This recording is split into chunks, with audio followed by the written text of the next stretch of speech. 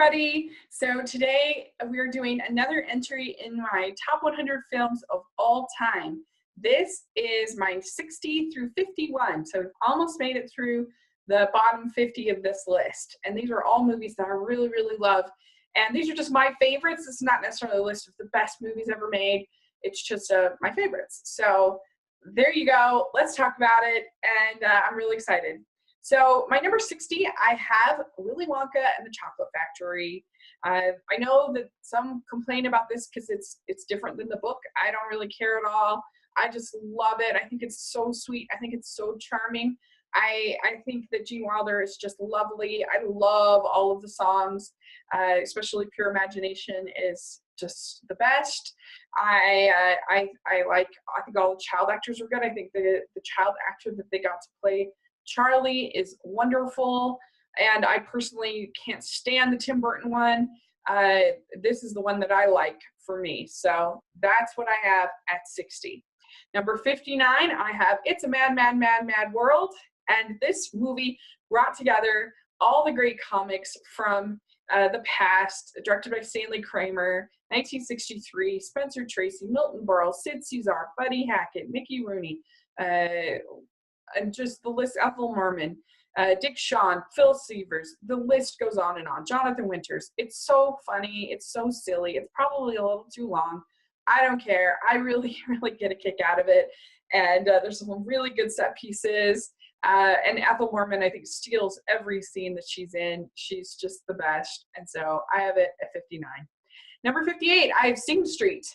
So it's a pretty recent one, but one I just completely loved. I thought it was so romantic. I thought all the songs were amazing. I think it's one of the biggest snubs ever that none of them got nominated. It has such heart. It's so sweet, and I just love. It's the kind of coming of age story that I like. So many coming of age stories are caustic and harsh and severe, and this is sweet and lovely, and it's what I relate to. So I have it at 58. Number 57, I have The Princess Bride. The Princess Bride, I think, is a really charming, lovely fairy tale. I think it's got everything you want in a fairy tale: storming the castle and enchanted forests and sword fights. And I think all the performances are super charming. It's super romantic. I love it. I think it's great. I don't understand this backlash against it. I think it's great. 57, Princess Bride. Number 56, I have Hoop Dreams, the documentary. It's one of the best documentaries ever made, and it really, I think, showcased, at least to me, when I saw it back in, 94, what Steve James did is he painted, by following these two families, he painted a realistic view of what poverty in America was really like at that time. And I had this sort of, when I was that age, I had this idea that, people that grew up on the other side of the tracks, like you don't want to hang around, they're dangerous. I had this sort of idea, and watching this movie, it made me realize that they were just like everybody else, that they wanted their kids to grow up and be happy and have dreams, and just like anybody else, they just happen to live in projects or happen to be poor and have problems just like any other family. And there's a moment where one of the mothers graduates from nursing school, and is one of the most amazing moments in all of film. It's not just a sports movie. This is a movie about people, and the fact it's a documentary and he stayed with them for 7 years is just phenomenal. So I have that at 56. Number 55, I have Before Sunrise.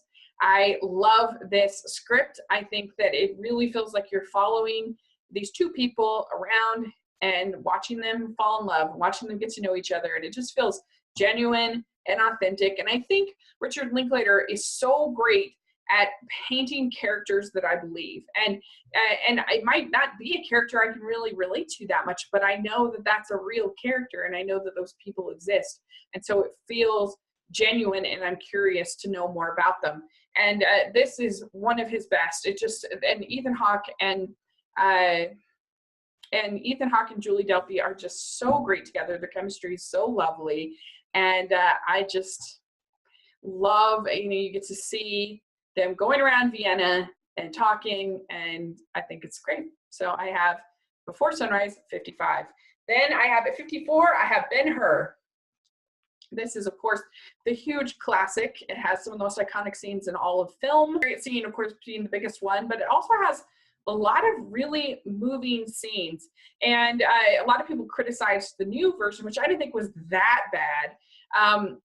But what they did is they totally kind of undermined and changed the miracle at the end of Ben-Hur. When the water heals them, it's really a powerful thing at the end, because it's falling from Christ's crucifixion and all that they have been through with their leprosy and everything, and their family, and being the betrayal. Like, the betrayal is so devastating and so real, and it's a beautiful movie about forgiveness and family, and yeah. So I've Ben-Hur, 54. 53, I have The Tree of Life.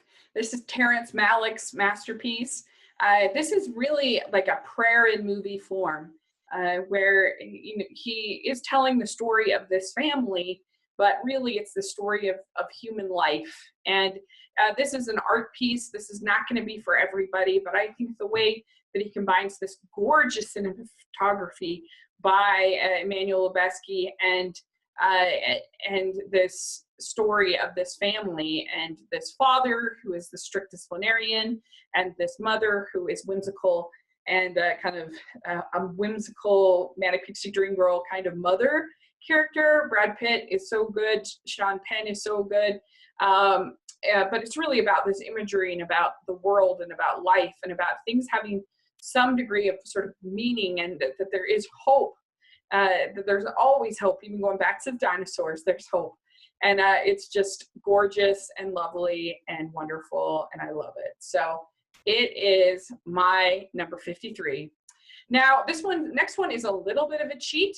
Number 52, I have the Marvel Cinematic Universe at number 52. And you might say that's very cheating, because that's like 18 movies. But I really do like pretty much every Marvel movie on some level. And so I feel like I really didn't want to use up spots for more than one. And it feels like one big movie in many ways, the Marvel Cinematic Universe. So if you make me pick, I'll pick the Avengers. But I'm going to stick with Marvel Cinematic Universe at 52. I love the heroes. I love how each director is kind of brought a little bit different, but stayed within the continuity. But it's enough that every time you go, you get a little bit of a surprise. You get a little bit of something different, whether it's James Gunn or Taika Waititi or Joss Whedon or whoever it might be. I think their casting has been impeccable on almost every role. They haven't had like a real, I think, disaster cast yet. And yeah, they're just super entertaining, super enjoyable, positive, optimistic movies. So that's 52, Marvel Cinematic Universe. Number 51, I have The Secret of Nim. This is Don Bluth's best film, I think. I really do like An American Tale as well. But this movie, I love the heroine, that you have this woman, Mrs. Brisby, that doesn't want to be a hero. She doesn't want to be brave. And she's timid and shy, but she knows she has to do what she has to do for her son. And that makes her very interesting and very pure. And I love the way the animation uses light and color. And I love the music in it. James Horner, amazing score. And it's a really original, really beautiful story. So for me, it's 51. So there you go. That's my 60 through 51. These are some great movies. If you watched all of these, you'd have a pretty darn good weekend, I think. So I have Willy Wonka and the Chocolate Factory at 60. It's a Mad Mad World at 59. Sing Street at 58. The Princess Bride at 57. Hoop Dreams at 56. Before Sunrise, 55. Ben-Hur, 54. The Tree of Life at 53. Also Cinematic Universe at 52. The Secret of Nim at 51. So there you go. That's this week's entry. in my favorite movies of all time list. So let me know what your favorite movies are and what you think of my 10 choices this week.